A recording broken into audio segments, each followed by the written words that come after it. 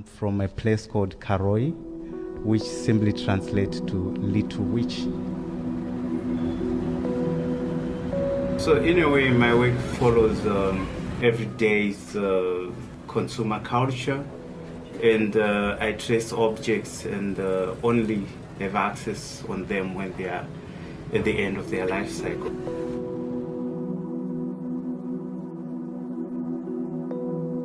My father was working in hardware suppliers, and I would go there and admire how merchandise would be displayed on supermarket shelves and so on. So I think in a way I grew up with that appreciation of brands and packaging.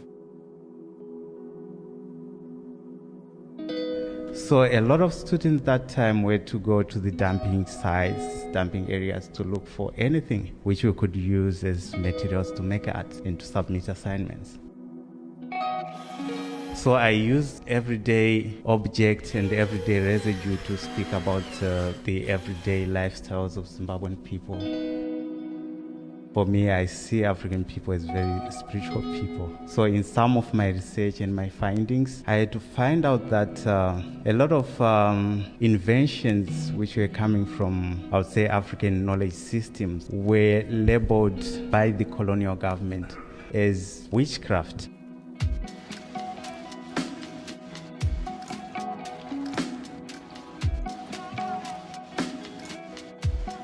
How I weave or how I fabricate most of my works, I actually borrow from traditional methods of weaving from people called Corcoran people. How their weaving was not only meant to just be weaving, but to be a way of recording information, a way of writing, which is maybe beyond Western ways of writing or Western ways of communication.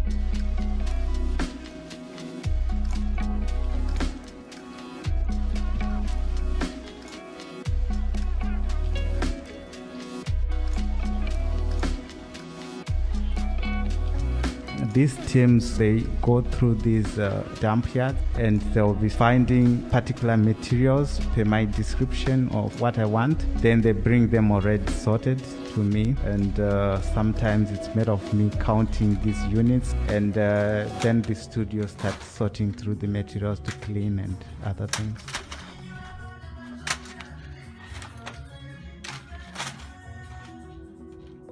So the idea with Mbare Art Space was that of how we can use arts and creative thinking to unlock urban renewal and regeneration.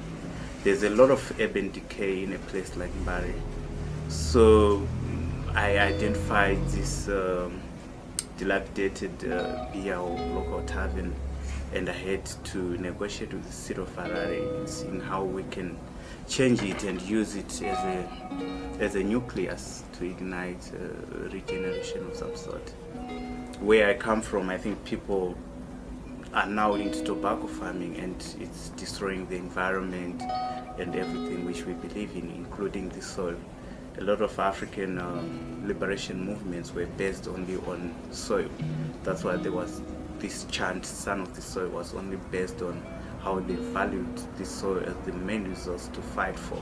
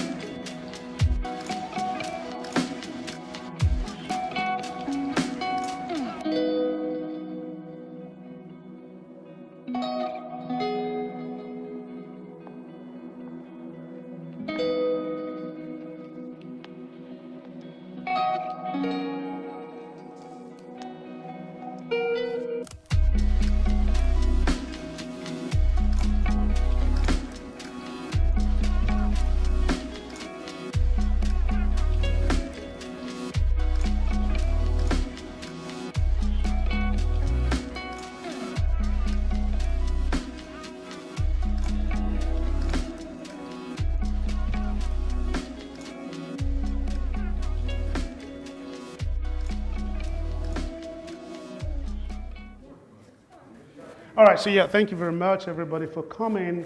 I think you've already heard how wonderful the team here is. So, but let me just add my own words as an outsider. So I want to begin by thanking the university management, if they have representative here, for providing this opportunity where people can engage with African art, particularly contemporary African art, at a deeper conceptual and intellectual level beyond just aesthetic appeal. So we're very used to seeing African art just displayed in galleries for sale in the global north. You just find the title of the art, the work, the name of the artist, the year of production, and that is it. But we're seeing something completely different, what you offer here. So I want to thank you for the opportunity, and also say, continue to provide the funding so that this can happen for students to continue to engage with this kind of great work. I want to thank the wonderful team, the very fantastic, brilliant team. I don't think they really needed a guest curator because they're totally awesome. So I want to thank Israel. She's brilliant, super fantastic. I want to thank, where's Jessica? I think she's in charge of education engagement.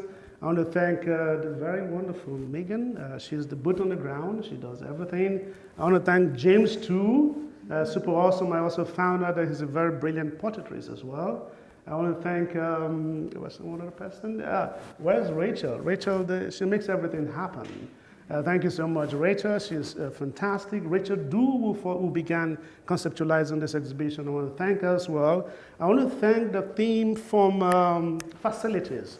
They're super brilliant in hanging the work. I want to thank Robert. He's on point to make everything happen, and particularly James one called Popcorn. I heard that's how you call him here. I think for this wonderful team, I want to give them the highest accolade. I recently learned from Gen Z that if somebody is too awesome, you give them the highest accolade. I want to say they are totally cool. So thank you so much for coming. I think I got into Takadiwa's work because at some point I became very concerned with what Otto Dante calls affinistic art history, or what he called the comedy of similarities, where if people want to write about African creations or African art, they need to use what they call similarities. You call it the theory of relativity. So something makes sense if you compare it to another thing. And that became very problematic. And I started thinking, it's like, once you use affinistic art history or this theory of relativity, you end up making African artists to become acolytes of European artists rather than looking at their work from a conceptual and from a philosophical standpoint in what they are producing. So very often you hear, once you hear El Anassi, you hear Picasso. You hear El Anassi, you hear Duchamp. You hear Moffat, you hear Man Ray. I was like, this doesn't make sense. So I started looking for ways to look at how do we read and understand these works based on the social and political realities that inspire the production of this work and through which these works are produced and which this work speaks to. And that's how I found Moffat's work, that this guy is totally brilliant. He's a deep thinker, he's a very conceptual person, and a very methodological creator. How did you experience Moffat? So I'm really the lucky one here because I was in the right place at the right time in many aspects of this whole project, and I just wanted to paint a little picture of how I stumbled upon Moffat's work. On a research trip that I was really fortunate to be on, I went to Venice, Italy, just last year to see the Venice Biennale, one of the great, art expositions of the world, and I was on a rampage to go through as much art as possible, see all of the national pavilions, all of the artists I could possibly consume. And one of my stops, of course, was the Zimbabwe pavilion. Sorry.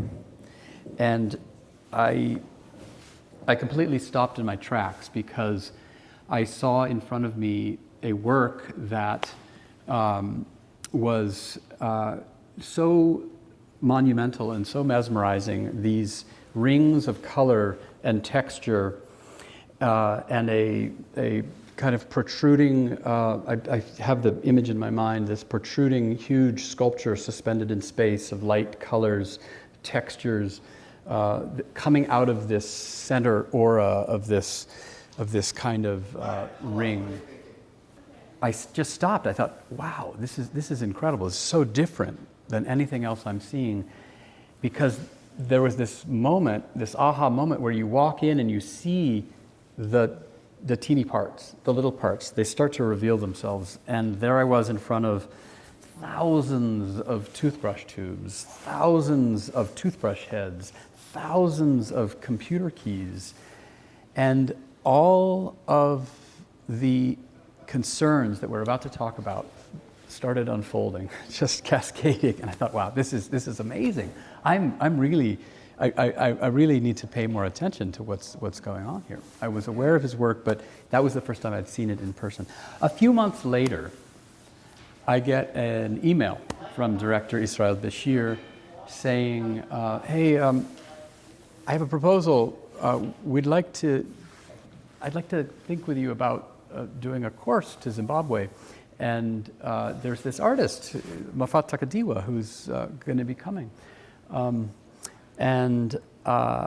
story short, I was just floored. It's like, wow, wait a minute. This is too good to be true. It sort of all kind of came together, and within a few moments, a few hours even, a course proposal and an idea for collaborating with Israel museums started to unfold really naturally. And this is a moment where I get to pause and I get to thank Isra and the team at museums.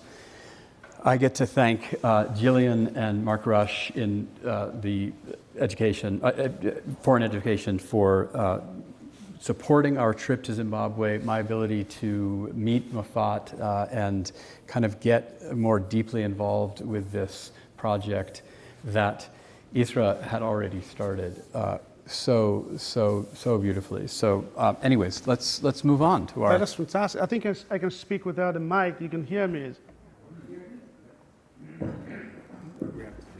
This is so... All right, thank you very much. You talked about monumentality, which is something that really defines Takadiwa's work. It requires a lot of materials being put together. The thinking process, the conceptualization, the gathering of the material, and then the composition before the whole work comes together. As an artist yourself who engages in materiality, do you want to talk us through that process, being that you've been in Mbari and you've seen Moffat in action? Do you want to reflect on that? So after seeing all of those parts, all of those things in the work, having this chance to be there and get to know his process, it's mind-boggling. It's truly mind-boggling. So you have an incredible, immense, many layered steps of transformation of the materials that are coming out of the waste stream, the collection, the picking, the forming of teams to bring in materials, to find particular materials in the dumps in Harare and outside of Harare. Then there's the bringing them back to the studio, cleaning them, preparing them, sorting them, and you'll talk more about indigenous knowledge systems, but there's right away this idea from Corcoran of this continuity of materials, that we need to figure out how to be responsible for the things that are already here on the planet.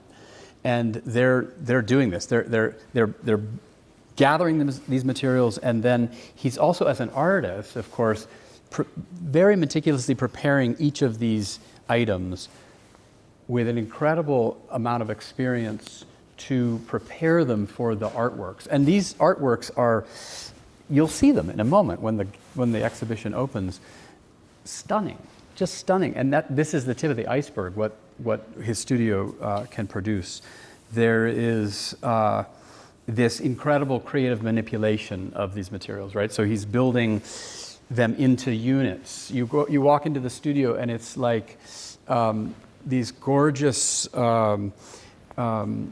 cascading piles of different sorted colors. They look like corals or shells or bits and pieces of materials you might see woven into a rug. And then you look closer and it's computer keys. It's Toothbrushes? Toothbrush heads. Then you're walking on the floor of the studio, and it's all the handles of the toothbrush. Everything is reused. He's landscaping with the materials. You'll see in the landscape at Ambare the housing of the keys that he's picked off for the items as a kind of landscaping materials. So yeah, there's just an immense amount of preparation and knowledge about specific materials to create the textures. To actually go back to that slide, you see in this second image, or I guess you skipped ahead. You see they're preparing 4 sides of every single key. 4 sides of every single key to be able to thread the twine and weave these pieces. And there's a way in which, as the process unfolds, this artist is a master of his materials, right? He's gathering particular things for particular moments in particular pieces. And just following and watching the artist's mind as another practitioner is just an amazing opportunity. So I think we should move on to our next theme. Yeah, you did mention the fact that you talk about they a lot. And when you listen to Moffat himself, he hardly says I. He's always saying we, my team, because the idea of communalism is very important to him. And that is why he created this wonderful ecosystem, artistic ecosystem called the Mbari Art Space, where people come together to create. You were there and you saw these people working. Do you want to reflect on this concept of co-creation that is completely almost the obverse of the individualism that we know when it comes to Western artists? You want to talk briefly about it? So there's two aspects to this thought about community, about the space that Moffat and his people have created, and one is about his own art process, his own art projects. Right? He has created this team of artisans who are both collecting and helping sort and find and prepare all of these materials, immense amounts of materials. And in fact, by the way, we've talked about this in our classes just today and yesterday. He's gathering so many materials that he's actually contributing to the extraction of materials from the waste stream. It is a dent. So there is a kind of a interesting environmental aspect to that. But he's created this team of artisans that are working with him, that are co-creating. He is very interested in bringing in the idea of incubation, right? Well, but first this Corcoran indigenous feeling and thinking and community thinking of co-creation, many hands making the work together. So this is very important. He's not just training people to work for him, but he's actually having them discover processes to create the units, build them together, draw with him. And then the other part is that he's created this space called the Ambare Art Center, which is a project of urban renewal, of an incubation of other artists. So he's done well enough in the Western art market to bring back an economy that's made a profound impact, not just for actually employing people to help make work, but to create this space where younger Zimbabwean artists are starting their own studio practices. He's interested in artists that are also working with excavated, mined, repurposed materials, totally different creative things. This is the heart and soul, by the way, of this course that we're going to do. We're going to be working with all these other artists, right? And he's supporting them in this space that is in the center of the the Mbare neighborhood of Harare, which is a more impoverished neighborhood that needs this kind of renewal. And so this space here is another project that architects that he's collaborated with that helped in the formation of this space, made for community engagement and classes for kids in the neighborhood. It's also a historical beer hall that's been repurposed in the neighborhood. It has an amazing history. And so I'll reflect back to you about this process of bringing community into the work and this idea of communalism that is evident in many African practices. How can you kind of elaborate on that theme? We're passing the mic again, right? So one of the things that is very critical when we look at Moffat Takadiwa's work, he's an international artist. He could just get a visa and leave the country and live his wonderful life somewhere anywhere. But what he's done, he's gone back because there's something central in Shona philosophy and a lot of African traditional philosophy that's called Ubuntu. And the idea of Ubuntu is not individualism, but rather communism. In fact, in the Shona language that Moffat references in his work, there's a particular greeting that says Mamuka, which is, how are you? The response is, I am well because you are well. So it's not about the individual person, but rather a community working together. And that is why you see Moffat creates this ecosystem that is not just training people, it's not just incubating artists to grow, but rather it's also providing social and economic capital for these people to grow. Mind you, we're talking about 40, 50 people. So beside those who create, those who excavate, he provides opportunity for them as well. So you're holding everybody together to grow. The key tenets of Ubuntu is communism, respect for others, and interconnectedness. So you don't live alone, but you live with others. And you can see Moffat bringing that, helping others to grow as well, helping others, giving them opportunity to grow, especially when you think about Zimbabwe economy being really, really bad, not too good.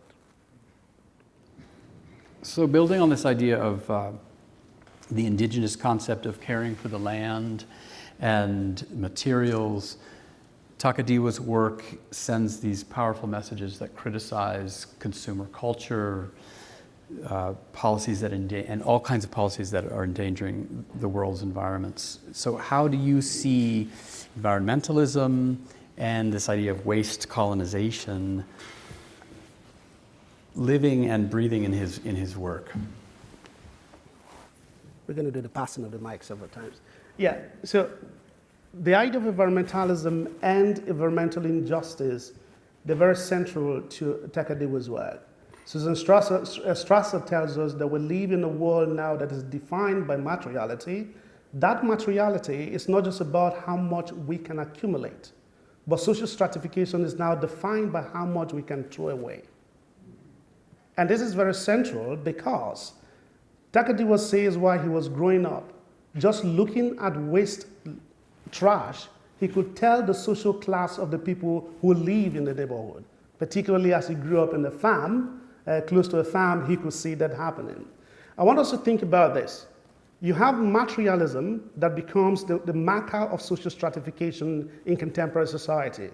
Then that leads to hyperconsumerism. And if there's hyperconsumerism, we're just buying stuff that we don't need, then there is waste. And then, because there's a lot of waste, how do we deal with this waste? And we are sold these wonderful ideas of recycling, but it's just more like a veneer, which doesn't really work. Then you have liberal market economy that makes it possible for you to sell trash, what they call neoliberal waste economy. So you could just rebrand trash and call it second-hand product, and voila, they're going to arrive in Zimbabwe or they're going to arrive in Ghana.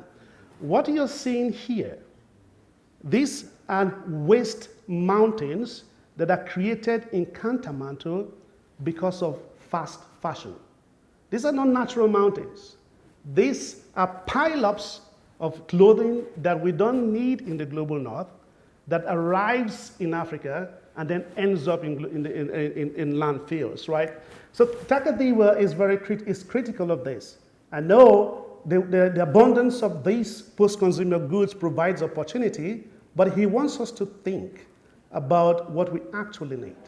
And particularly in Shona philosophy and indigenous thinking, materiality is not part of it. People share things. So he wants us to think about this idea of sharing. If you share things, then you're going to reduce the amount of waste that you create. If you don't reduce the amount of waste that you create, then you now have the problem of waste colonialism, which is simply high GDP countries pushing the entire waste that they cannot deal with to the global south and using what architectural historian Ginger Nolan calls ontosemantics. You just change toxins.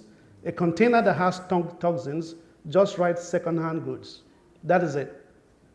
So once you do that, you're destroying the lands in the global south.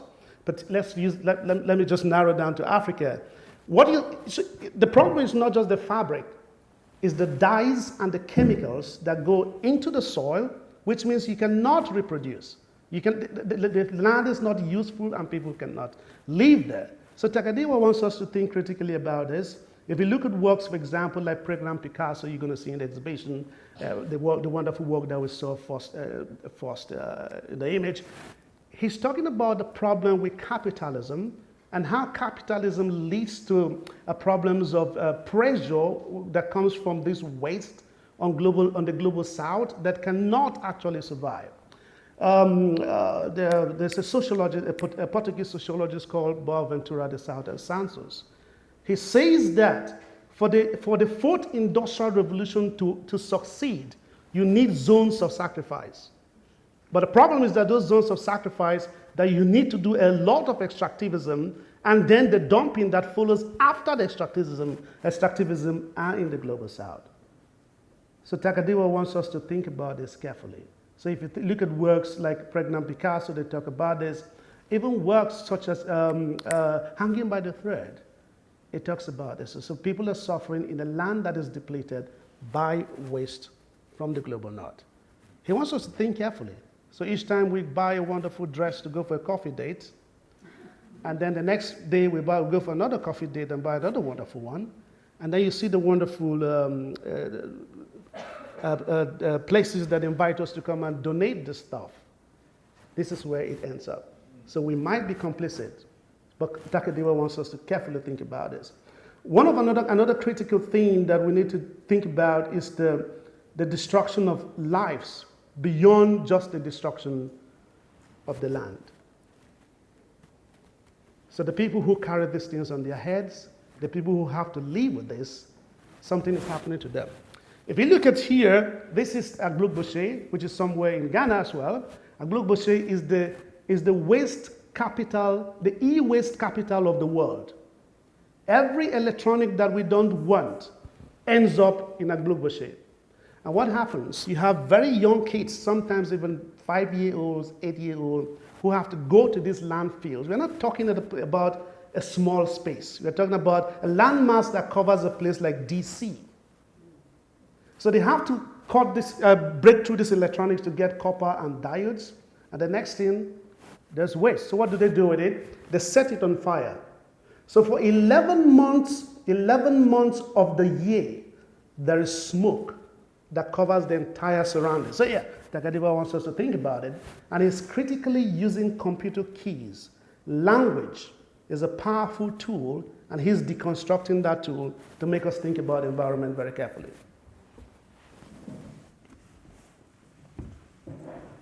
Sorry about this. No worries. So I have another question for you. So beyond the incredible aesthetic sophistication and the just immense beauty, the intoxicating, this feeling that I got when I first saw his work, drawing you in. There's so much philosophical and ideological things to think about. And in Takadiwa's own words, he says, "The materials I use have narratives attached to them." So can you reflect more on the memory and the history as themes in Takadiwa's work. Yeah. History also of Zimbabwe. So when you go to experience the exhibition, just try and keep in mind certain themes they're going to come across. And one of the brilliant things that the team has decided to do, which I haven't seen in any museum or gallery in the global north, is that for every artwork on display, there is a direct quote from Takadiwa himself. So that provides a window for us to understand some of the things he's saying through the work. There's a lot of themes that's going to come across the exhibition. One of it, as you rightly mentioned, is memory and cultural erasure, continuities, which we've talked about Corcoran and Shona indigenous epistemologies. We're going to see themes about environmentalism and environmental injustice. We're going to see themes that relate to capitalism, hyper-consumerism, and cultural erasure. And critically, we're going to see themes that come across that deals with inverted post-colonial critique. So post-colonial critique, of course, we know with Spivak, Baba, and Chakrabarti and the rest, we know that post-colonial critique is shining a critical torch on the colonial period. But the difference with inverted post-colonial critique is these are Africans that are critiquing their own post-colonial state. So we're going to see that as well. So Moffat is not just critiquing what is happening in terms of the global north activities in Africa, but it's also critiquing African leaders' failures of the post-colony that allows a lot of these things to happen. Back to memory. There are several phases of memory you're going to find in terms of Takadiwa's work. We have memory, indigenous memory, where he's looking back at his people, whether it is the Corcoran people, and drawing up ideas about weaving, this technique of weaving and turning it into a statement of contemporary artistic production. We also see that he's going back to look at the memory of his people in terms of communalism, in terms of material care, how we look at the environment. Remember, in most indigenous communities, most African communities, land was not a property. Land was considered to be a living thing. So if you're destroying the land, you're also destroying the culture and identity of the people. So we're going to see this theme coming across. Back to his quote, the genealogy of the objects themselves. So every object has a history attached to it. So he references those kind of narratives that are tied to the objects themselves, that is using how they've traveled, who used them, and what do they mean. We're also going to see, he also references both pre-independence, independence, and post-independence memory, what happened. If you look at work, for example, like Echoes of Freedom, he talks about this wonderful idea that was sold to Africans pre-independence, the euphoria that Africa is going to blossom. African nations are going to be powerful and awesome, right? But that hasn't happened after 50 years, 60 years, and because of colonial inertia and the failure of, so that is, he's looking at what was happening before and what is happening now, or what was promised and what has not happened. If you look at work like Sharini Hombe, he's drawing on two things. It's a symbolic representation of a 10-cent coin. He's looking at two things there. Number one, a period where Zimbabwe's economy was very powerful because of agriculture, because of the farms where he grew up in. Because of agriculture, there was strong industrialization in Zimbabwe. Then independence happened, and then there was the devaluation of the currency, devaluation of the currency, and then the economy got broke. Why? IMF has a hand, World Trade Organization has a hand, and the World Bank also has. So he's reflecting on all these things carefully, but also, particularly with that piece you're going to see, he's reflecting on Corcoran marriage values. In the West, for example, if we want to give a promise to somebody that you want to marry, you can give the person a promise private jet, or a promise Cybertruck, or a promise something that is. But in Shona philosophy and indigenous ways, the 10-cent coin is symbolic. You go to the parents of the person and give the 10-cent coin as a dowry to marry the person. But also, if there's problem and you don't want any longer, You go back with Gupuru, which is a 10-cent coin, to say you don't want the marriage any longer, or that there's a problem. And then the families are going to come together to discuss. So you can see that he's drawing upon a lot of memories that come from the material, from the indigenous knowledge systems, memory of pre-independence, post-independence, and contemporary or post-colonial Zimbabwe. Also, the memory of farms. Farms are very critical to his work. So you're going to see a lot of concentric forms throughout his work that has become a leitmotif, or like a motif that with which we can understand, a motif that we can understand the Zimbabwe landscape. So those concentric forms are like an aerial view, area topographic view of Zimbabwe, of the great Zimbabwe, of Zimbabwe as it is now, and the farms. Why is this critical? During colonialism, there was land expropriation. A lot of land was taken away, and the people continued to live with that trauma. And even in post-colonial Zimbabwe today, and most of Southern Africa, the issue of land becomes a powerful thing that people cannot wish away, because it's a strong thing for them. And he's thinking this through with his own people as well.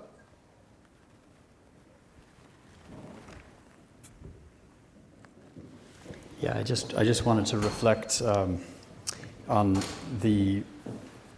this reality of the land, and speaking with the artists and people in Zimbabwe when I was there, how connected they are to the land, even though it has been through so much. And in his title of one of his shows and this video that we saw, Son of the Soil, there's so many layers to that, because in the Corcoran belief, the land is breathing, the land is alive, the land is part of everything we share, right? We're dependent on the planet. And I think that he's asking us to really slow down and think about the many issues around planetarity, about the future of this place,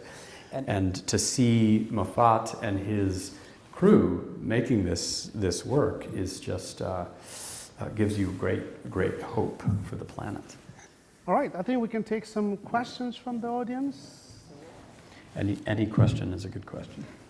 Yes. This is probably a pretty superficial question considering all that you've just been telling us, but you seem to randomly refer to him as Moffat and Takadiwa. His name is Moffat Takadiwa. So his first name, that's his first name. So most times we use the first name and the second name. Just like you call me Akpang, or you call me Clement. I'm probably calling him Moffat because I've gotten to know him as a sort of a familiarity. Moffat Takadiwa is his full name, yeah. I'm wondering if you could speak to the kind of importance of craft in the weaving and these traditions that you're sharing and that are so critical for the work, and even if you know whether or not like maquettes are made, or how those materials are shaped. Are they truly kind of done in situ by the artist with components that are shared in the making, or are they designed ahead of time and then kind of enlarged? Did everybody hear that question? That was very well projected. No. Okay. How is indigenous craft involved in the work, and how is the work actually made? How is it actually designed? How is it actually put together? Am I relating the question well? I think we can both answer this. I'll start. Since I saw it being made, I can speak about the technicality, and Clement can speak more about the indigenous knowledge and craft. But the wonderful thing is the way an artist thinks, to see in the space of, like I described, these elements of different strings, literally long strings of materials computer keys, the buttons. Yeah, Megan, this is a good moment. I have a little show and tell. He's thinking about these things for what they can do. Oops, sorry. And then, here it goes. Here's a nice string. We're not allowed to touch the art, but I'm the lucky one again because I'm the teacher here. I get to get the materials to give to my students, and they're the ones who are touching it. But you can touch this later. And he puts them in units. He brings them into these different units, sometimes coils, sometimes just by literally just proximity together. And then he's weaving and sewing them together. But the really cool thing is that he's taking the work and he's putting it on the floor over drawings that he's made. So he's using chalk and he's drawing different designs that are kind of an accumulated knowledge of the particular building units that he can work with, right? So he knows what a bundle of mayonnaise bottle caps condensed into a convex form will look like in Tengway Farms, right? You'll see it in there, right? Many of those. He knows what a cascade of black keys will look like and how he can draw it. And he knows what it looks like when he brings it together in a different process of weaving. Do you want to add anything? I think I can project. I think the only thing I want to add to that, beside the making process, again, is the conceptual and the philosophical, because he's making us to think about what we actually call craft. Because the making of this work, he says it was a form of mathematical communication. It was a form of knowledge creation as the people sat down to weave. So it's not just craft. You see, he wants us to think critically about that, and he's replicating that. In fact, he says that the action of these many hands drilling and cutting, hearing the sound, is almost spiritual. And he also categorizes it as being relaxing. So he's making meaning. So what we call craft, maybe it's a question back to you, what we call craft is actually a process of meaning making. And why was it called craft? We listened to his video, a form of, the idea that it was, you're just making stuff without thinking about it. But we now know that those categorizations were not correct. They were all made up. Yes, James? Yeah, so I'm just curious if you guys could do any shout outs to any of the crew who worked on these pieces, like anyone that worked for or the Moffat, people that you met, who, like, tell us more about their names, what they do. Yeah, do you want to reflect on that? You met a lot of them. I wasn't there long enough to know their names, but I saw all of them working, and the kind of crew and shop and studio facilities they had was, ingenious. It was just ingenious to see what they can do with very little. So when we might complain that we don't have the right tools, oh my gosh, you can really remember what these people were capable of. Yeah, there were, and I think this idea of kind of coming together as community, you could see them happily building, just being together, making each of them with an intelligence about certain parts of the larger pieces they were making. It was a wonderful space to be in for a little while. And this is also what we're going to be returning to, yeah. Yes, Daisy. Do you know if the boards are also reused, like the type of string? What was your favorite item that was used to create one of the pieces? So the question is, was the string reused, and what were your favorite items in the pieces? That's a good question. He had in my bank of snapshots. I remember taking a picture. I'm always curious about taking pictures of other people's studios because there's so much knowledge in how people sort of sort out their tools and sort out their things. And I remember this kind of many cases. Everything's reused, right? There's like this file cabinet that looks like it was taken out from a junkyard, beautifully refurbished with all the organized different sizes of fishing line, right? He's using fishing line. And gosh, I mean, I would say the thing that I remember so much is stepping on the toothbrush handles and thinking about how that was not part of the work, but there it was as part of this experiential, this haptic experience of stepping into the space and thinking about how in his work and his thinking, he's asking us to consider every single thing that we come in contact with, right? So using it as this kind of landscaping material was actually meant to be a kind of, he used it in his solo show in the National Gallery of Zimbabwe, Sun on the Soil, but it's this ground cover that you walk in. I just wanted to ask, if I may, do we have because of time. one more? No. One more thought is, I wanted to ask if one of the students in my class, if anybody's here that would like to just reflect on this wonderful opportunity we've had to work with some of the materials that they sent from Zimbabwe and just very lightly and briefly experience some of these processes. I think I've asked Emma and Vic to say something. I'm going to pass this to you.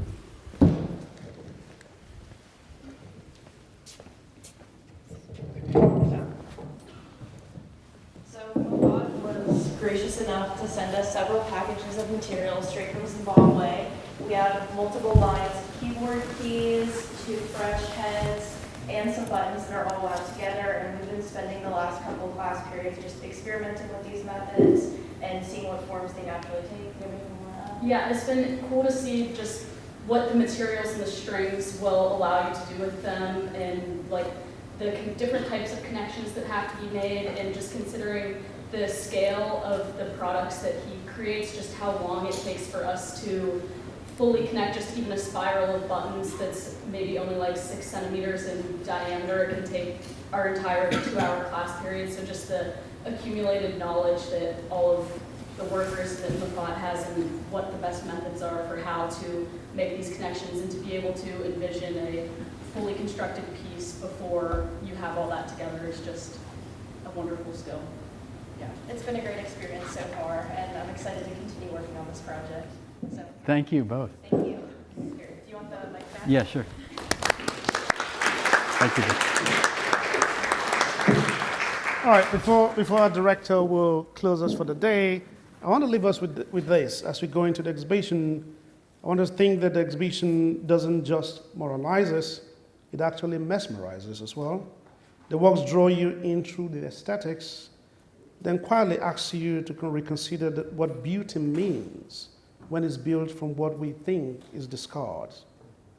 Takadiwa's art embodies hope. It suggests that even in waste, there's memory, and in memory, there's potential for renewal. His work reminds us that art is not just a mirror to the world, it is a way of healing it.